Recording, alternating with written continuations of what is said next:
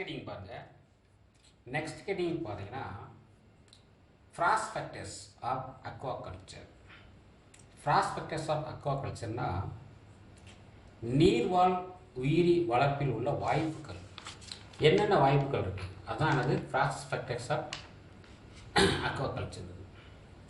பாருங்க, aquaculture has became the fastest growing food producing sector. அதாவது நீரில் வந்து நம்ம உணவு வளர்க்குறோமா, உணவு உற்பத்தி பண்ணுறோமா இல்லையா, அது வந்து குயிக்காக, அதாவது அதிக அளவு உற்பத்தியை பெருக்குவது மூலமாக. இப்போ அக்வாகல்ச்சர் ஹேஸ் பிகேம் ஃபாஸ்டஸ்ட்னா குயிக்காக, சீக்கிரமாக வளரக்கூடிய, உணவு உற்பத்தி செய்யக்கூடிய ஒரு நிலை தான் அந்த நீர்நிலைன்றது producing sector. To meet the demands of food and nutrition to the growing population. வளர்ந்து வரும் மக்கள் தொகைக்கு வளர்ந்து வரக்கூடிய, இப்போ பார்த்தீங்கன்னா மக்கள் தொகை பெருக்கு அதிகமாகிட்டே இருக்குது. அந்த வளர்ந்து வரும் மக்கள் தொகைக்கு உணவு பற்றாக்குறை ஏற்படாமல் இருக்க இந்த நீர்நிலைகள் மூலம் உணவு உற்பத்தி செய்யக்கூடிய முறை வந்து சிறந்ததுன்னு சொல்கிறாங்க. அதுதான் சொல்கிறாங்க, aquaculture has became the fastest growing food.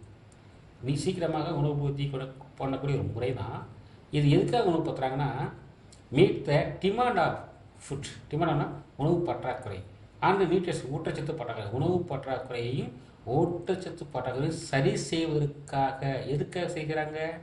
வளர்ந்து வரும் மக்கள் தொகை பெருக்கத்துக்கு ஈடுகட்டுவதற்காக இந்த மெத்தடை பயன்படுத்துகிறாங்க. Through the increased production off from aquatic food resources.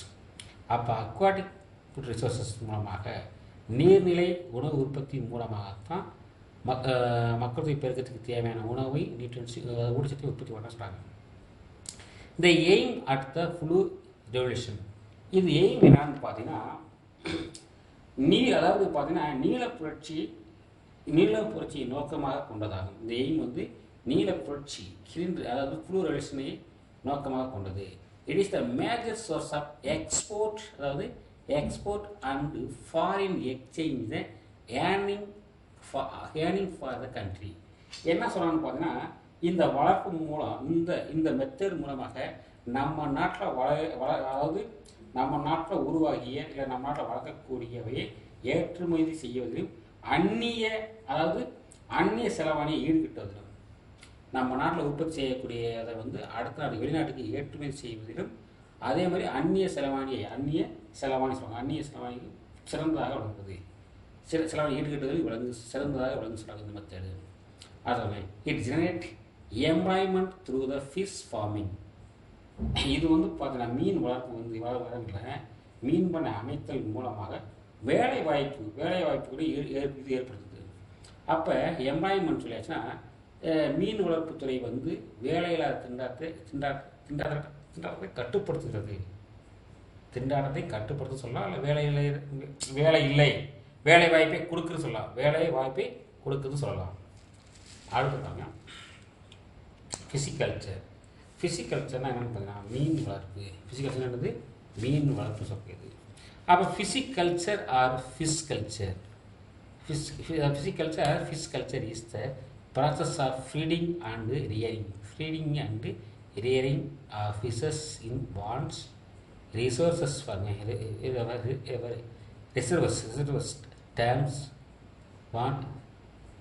Dams lakes rivers and paddy yield. அப்போ மீனை வந்து எங்கெல்லாம் வளர்க்குறாங்கன்னு பார்த்தீங்கன்னா, மீன் வந்து எங்கெல்லாம் வளர்க்கப்படுதுன்னு பார்த்தீங்கன்னா குளங்களில், அதாவது குளங்கள் சொன்னாங்க பாண்ட்ஸ், குளங்களில், நீர்த்தேக்கம் டேம்ஸ் சொல்லக்கூடிய இடங்களில் வளர்க்குறாங்க, ஏரிகள், ஆறுகள் மற்றும் விதை நிலங்கள் சொல்லக்கூடிய ஃபீல்டுனா பேடி ஃபீல்டுனா நெல் வளர்க்கக்கூடிய இடங்களுக்கு வாங்க. நெல் வளர்க்கக்கூடிய இடங்கள்னா வயல்வெளிகளையும் இந்த மீன்களை வளர்க்குறாங்க. வயல்வெளியும் மீனே வளர்க்கப்படுதுன்னு சொல்கிறாங்க. இம்முறை வந்து எதுக்காக வளர்க்குறாங்கன்னு பார்த்தீங்கன்னா, it is farming economically important.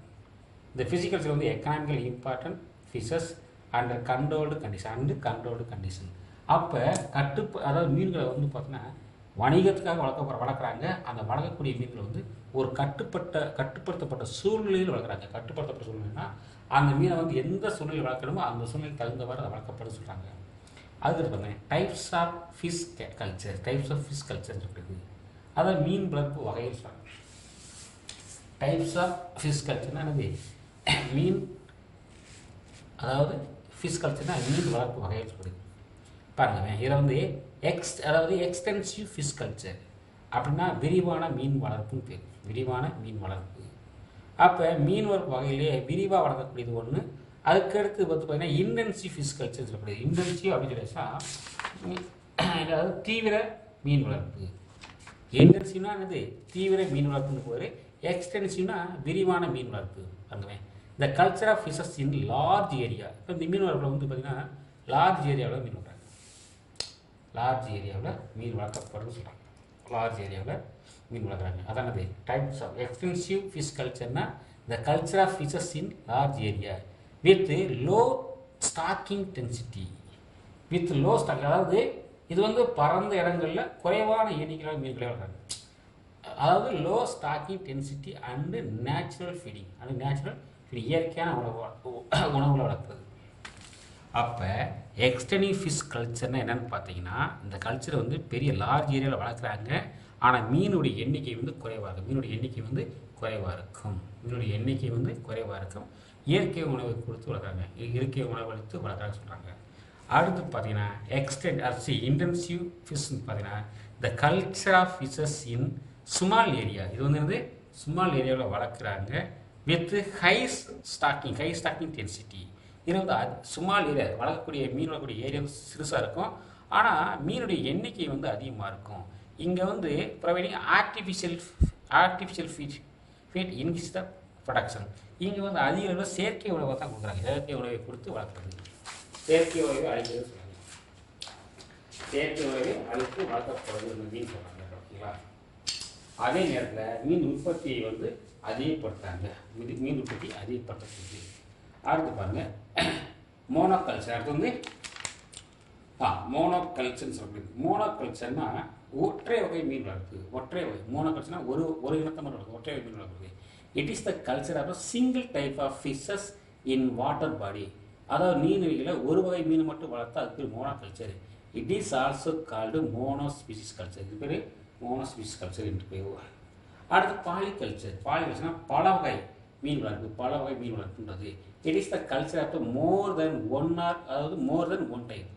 ஒன்றுக்கு மேற்பட்ட வகை, பல வகை, ஒன்றுக்கு மேற்பட்ட மீன் வகையில் வளர்க்கக்கூடிய வாட்டர் பாடி பேர் தான். It is also called composite fish culture. இது பேர் வந்து கம்போசிட் ஃபிஷ் கல்ச்சர்னு பேர். கலப்பு, கம்போசிட்னா கலப்பு மீன் வளர்ப்பு என்று பேர். It is also called composite fish கல்ச்சர்னு பேர். ஏன்னா இதுக்கு வந்து ஒன்றுக்கு மேற்பட்ட வகை மீன்களை வளர்க்கக்கூடிய இடம். அடுத்து பாருங்க integrated fish farming. Integrated fish farming அப்படின்னு சொல்லிச்சுன்னா ஒருங்கிணைந்த மீன் பண்ணை சொல்லுது. இது வந்து பார்த்தீங்கன்னா it is the culture of fishes along with agriculture crops or animal husbandry farming. Agriculture அதாவது இது வந்து பார்த்தீங்கன்னா விவசாய பயிர்கள் அல்லது கால்நடை வளர்ப்பு பண்ணைகள். இந்த இன்டகிரேட்டட் ஃபிஷ் ஃபார்மிங் பார்த்தீங்கன்னா இட் இஸ் கல்ச்சர் ஆஃப் ஃபிஷஸ்னா மீன் வளர்ப்பு. ஓகேங்களா? மீன் வளர்ப்பு. அதே நேரத்தில் மீன் வளர்ப்பு அலாங் வித் அக்ரிகல்ச்சர் கிராப்ஸ்னா பயிர் வளர்ப்பு, அதாவது விவசாய பயிர்கள் அல்லது அனிமல் ஹஸ்பண்ட்ரினா அனிமல் ஹஸ்பண்ட்ரி சொல்லக்கூடியது வந்து பார்த்தீங்கன்னா கால்நடை வளர்ப்பு பண்ணைகள் ஆகியோட சேர்த்து மீன் வளர்க்குறது. அப்போ இதில் வந்து விவசாயமும் பண்ணுறாங்க, அனிமலும் வளர்க்குறாங்க, அதோடு சேர்த்து மீனும் வளர்க்குறாங்க. அதுக்கு பேர் தான் இன்டகிரேட்டட் ஃபிஷ் பண்ணுறது. The rearing fish along with the paddy, poultry, cattle, pig, ducks. இதெல்லாம் பேடி கல்டிவேட் பண்ணுறாங்க, பவுல்ட்ரி வச்சுருக்காங்க, கேட்டில் வச்சுருக்காங்க, பிக் பண்ணி வச்சுருக்காங்க, டக்ஸ் வாத்து வச்சுருக்காங்க, அதோடு சேர்த்து மீன் பண்ணி வச்சுருக்காங்க. இதெல்லாம் சேர்த்து தான் என்னது இன்டகிரேட்டட் ஃபிஷ் ஃபார்மிங் சொல்கிறது. இன்டகிரேட்டட் ஃபிஷ் ஃபார்மிங் சொல்கிறது. அதுக்கடுத்து பார்த்தீங்கன்னா types of ponds for fish culture. அப்படிங்கிறது பாருங்கள். இது வந்து டைப்ஸ் ஆஃப் பாண்ட்ஸ் சொல்லுவாங்க இல்லையா, அதாவது குளங்களின் வகைகள் பாருங்கள். The fish farming require different types of bonds for the various development stages fish growth. அதாவது மீன்களை வந்து பார்த்தீங்கன்னா வளர்க்கும் பொழுது என்ன சொல்லணும் பார்த்தீங்கன்னா மீன்கள் பல்வேறு வளர்ச்சி நிலைகளுக்கு ஏற்ப பல்வேறு வேறுபட்ட குளங்கள் மீன் பண்ணைகளுக்கு தேவைப்படும். அதாவது பார்த்தீங்கன்னா என்ன சொல்ல பார்த்தீங்கன்னா மீன்களுடைய வளர்ச்சி வந்து ஒவ்வொரு ஸ்டேஜுக்கும் ஒவ்வொரு குளம் தேவைப்படுது. ஒரே குளத்தை வளர்க்கறது கிடையாது. அதாவது ஒவ்வொரு ஸ்டேஜுக்கும் ஒவ்வொரு குளத்துக்கு அதாவது பார்த்தீங்கன்னா பல்வேறு குளங்கள் தேவைப்படுது சொல்லுவாங்க. மீன் வளர்ப்புக்கு தேவைப்படும். அவை பார்க்கலாம். அவை என்னன்னு பார்த்தீங்கன்னா ஃபஸ்ட்டு வந்து பாருங்க ஃப்ரீடிங் பாண்ட். அதுக்கு வந்து ஃப்ரீடிங் பாண்ட் சொன்னால் இனப்பெருக்க குளம்னு பேர். அதாவது மீன் வளர்க்குறதுன்னு பார்த்தீங்கன்னா மீனை வளர்க்க ஒவ்வொரு ஸ்டேஜுக்கும் ஒவ்வொரு குளத்தை மாற்றிட்டே இருப்பான்னு சொல்கிறாங்க. அப்படி ஃபஸ்ட்டு பார்க்கக்கூடியது ஃப்ரீடிங் பாண்ட் சொல்கிறது இனப்பெருக்க குளம். இங்கே வந்து ஹெல்த்தி அண்டு செக்ஸுவலி நேச்சர். இங்கே வந்து குளம் வந்து பார்த்தீங்கன்னா ஆரோக்கியமாக ஹெல்த்தினா ஆரோக்கியமாக இருக்கும். அது மாதிரி செக்ஸுவலி நேச்சர் செக்ஸுவலி மெச்சூர்னா இனப்பெருக்கிறதுக்கு ஏற்ற மேல் அண்டு ஃபீமேல் ஃபிஷஸ். இனப்பெருக்க ஏற்ற மேல் and female fishes R collected and introduced in this bond for feeding. இதில் என்ன சொல்கிறாங்க பார்த்தீங்கன்னா ப்ரீடிங் பாண்ட் சொன்னாச்சுன்னா இனப்பெருக்க குளம்னு பேர். இதில் வந்து ஹெல்த்தினா ஆரோக்கியமான, செக்ஸுவலினா இனப்பெருக்கத்திற்கு ஏற்ற ஆண் பெண் மீன்களை வளர்க்கக்கூடிய இடம், ஆண் மீன்களை சேகரித்து வளர்க்கக்கூடிய இடம் சொல்கிறாங்க. இந்த குளம் அனுப்பப்படுது. பெண் மீனால் வெளியிட்ட முட்டைகள் விந்துக்கள் மூலம் பாருங்க இந்த எக்ஸ் பாருங்க இந்த eggs released by the female. இப்போ வந்து பெண் மீன் சொல்லக்கூடியது வந்து முட்டையை ரிலீஸ் பண்ணுது are fertilised by the sperm. இந்த ஸ்பெர்ம் பார்த்தீங்கன்னா ஆண் மீன்கள் மூலம் வரக்கூடிய விந்துக்கள் மூலமாக அது ஃபர்டிலைஸ் இனப்பெருக்கம் அடையுது. X float in water as பாருங்க ஃப்ளோதி மாஸ். அதாவது இது வந்து பார்த்தீங்கன்னா அந்த இனப்பெருக்கமான அந்த முட்டை வந்து அந்த முட்டை வந்து நீர் மேற்பெற நீரின் மேற்பெற நுரை போன்று கூட்டமாக மிதக்கும். அதான் சொல்கிறாங்க இந்த ஃப்ளோட் இன் வாட்டர்னா அந்த ஃபர்டிலைசேஷனை கருவுற்ற எக்கு. பெண் மீன் வந்து வெளியிட்டப்பட்ட அந்த எக்கு ஸ்பெர்மோட சேர்ந்து ஃபர்டிலைசர் ஆகிடுது.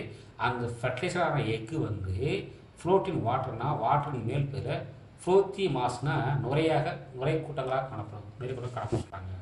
அடுத்து பாருங்க கேச்சிங் ஃபிட்ஸ். அதுக்கு கேச்சிங் ஃபிட்ஸ் அப்படின்னு கேச்சிங் ஃபிட்ஸ் சொல்லியாச்சுன்னா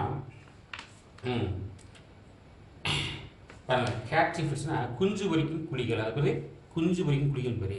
இந்த fertilised eggs are transferred to கேச்சிங் ஃபிட்ஸ்.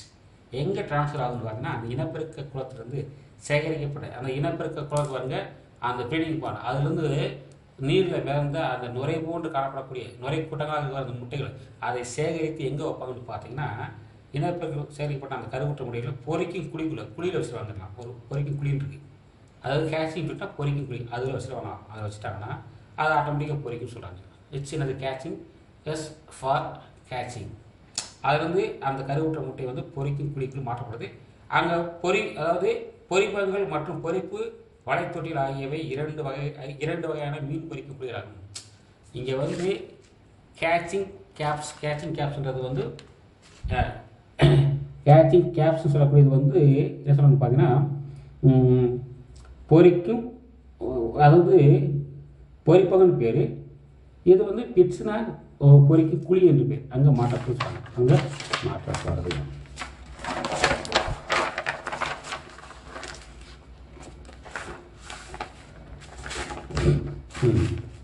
அடுத்து பாருங்க நர்சரி பாண்ட்ஸ். அடுத்தது நர்சரி பாண்ட்ஸ் அப்படிங்கிறது. நர்சரி பாண்ட்ஸ் அப்படிங்கிறது பார்த்தீங்கன்னா நாற்றாங்கால் குஞ்சுகள். அது பேர் நாற்றாங்கால் குஞ்சு சொல்லுவாங்க. இங்கே வந்து பார்த்தீங்கன்னா இந்த கேச்சிங் பாருங்கள் இந்த கேச்சிங் அதாவது catching are transferred from catching feeds after 2 to 7 days. அதாவது குஞ்சு பொரிக்கும் குழியில் பொரிக்கப்பட்ட மீன் குஞ்சுகள் இந்த மாதிரி நம்ம பார்த்தோம். ஃப்ரீடிங் பாண்ட்ஸ் பார்த்தோமா இல்லையா? அங்கே வந்து நுரையில் வந்து முட்டைகள்லாம் ஒன்றாக சேர்ந்து நுரையாக மிதக்க சொன்னோம். அதை வந்து கேச்சிங் ஃபிஷ்ஷில் விட்டுருந்தோம். அந்த கேச்சிங் ஃபிட்டில் வந்து அது அந்த முட்டையை பொரிக்கப்பட்டு மீன் குஞ்சுகளை வந்து 2 இருந்து அதாவது 2 to 7 days அங்கே இருக்கும். 2 to 7 days. அதுக்கான பிறகு அதை வந்து என்ன செய்றாங்கன்னா அதை கலெக்ட் பண்ணி அந்த கேச்சிங் ஃபிஷ் கலெக்ட் பண்ணி இன்ட்டு கல்ச்சர் திஸ் பாண்ட். கல்ச்சர்னா ஒரு அதை வளர்க்குறதுக்கு 7 நாளைக்கு பிறகு ஒரு குளத்தில் விட்டுருவாங்க. அந்த குளத்தில் விட்டாங்கன்னா அதுக்கு பேர் நர்சரி பாண்ட். அது nursery bond. About 60 days proper feeding till they reach 2 + 2.2 cm 2 by 5 centimetre length. அப்போ 60 நாட்கள் வந்து இந்த நர்சிங் பாண்டில் வளர்ப்பாங்க. அப்போ அந்த மீன் வந்து பார்த்தீங்கன்னா 2லேருந்து 2.5 சென்டிமீட்டர் லென்த் வர மாதிரி இருக்கும். இல்லைங்களா? 2.5 சென்டிமீட்டர் வளர்ப்பாங்க. அடுத்து ரியரிங் பாண்ட்ஸ். அடுத்து ரியரிங் பாண்ட்ஸ்னால் வளர்க்கும் குளங்கள். அடுத்துதான் வளர்க்கும் குளங்களுக்கு மாற்றாங்க. அப்போ இந்த rearing ponds is used to culture the fry. Culture the ஃப்ரைனா மீன், அதாவது குறுக்கி பஞ்சு குழிகளிலிருந்து பிரிக்கப்பட்ட மீன் வந்து குளங்களுக்கு மாற்றப்படுது. அந்த இளம் மீன்கள் வந்து நாட்டாங்கல் குளத்திலிருந்து குளத்திலிருந்து மாற்றப்பட்டு 3 மாதம் வரை, அதாவது 10லேருந்து 15 சென்டிமீட்டர் நீளமுடைய மீன்களாக வரும். பாருங்கள், இங்கேருந்து இருக்கக்கூடிய மீன்களை வந்து எடுத்து இங்கே விடுறாங்க. இங்கே ரியரிங் பாண்ட்ஸில் விடுறாங்க.